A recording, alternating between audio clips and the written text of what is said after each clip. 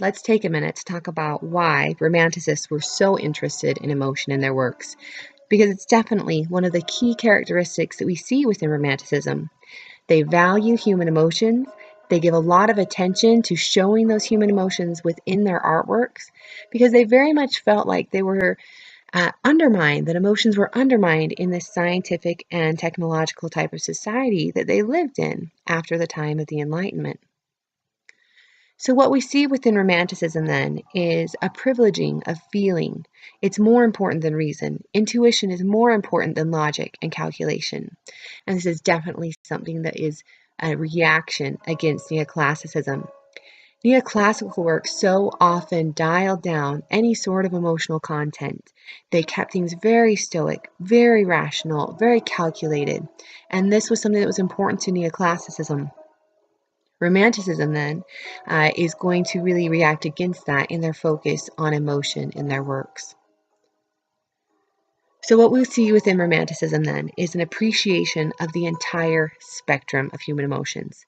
It's not just the sad emotions or the terrifying emotions or the happy and joyful emotions, but it's all of the emotions that happen in between, from the extremely terrifying, heart-wrenching, depressing emotions all the way up to the magnificent, awe-inspiring, transcendental, joyous kinds of emotions.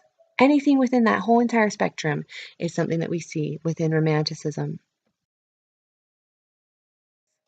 And many of these paintings that we'll be looking at in this short explanation also have other key romantic characteristics, but we're really just focusing on the emotional content. So here in Francisco de Goya's 3rd of May, 1808, you can see it's a very dramatic and emotional subject matter. And not only is the subject matter very emotional, but the way that the figures and the characters are portrayed within here, there are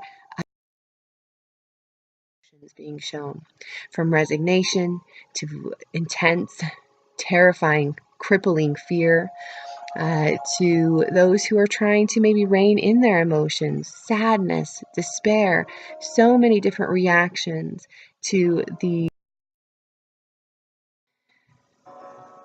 emotional reactions to these figures as they face the firing squad. Not just the terrifying, dramatic, fearful types of emotions, but anything in that emotional spectrum. And one term that we kind of use to talk about these extreme emotions and all of the emotions that we might appreciate within Romanticism is Sturm und Drang. It was a term that we saw there on the first slide, and it encompasses just that whole notion of an appreciation for all sorts of emotional reactions as they are specific to an individual. And so here, when we look at Friedrich's work, Monk by the Sea, we definitely see a different take on that emotional content.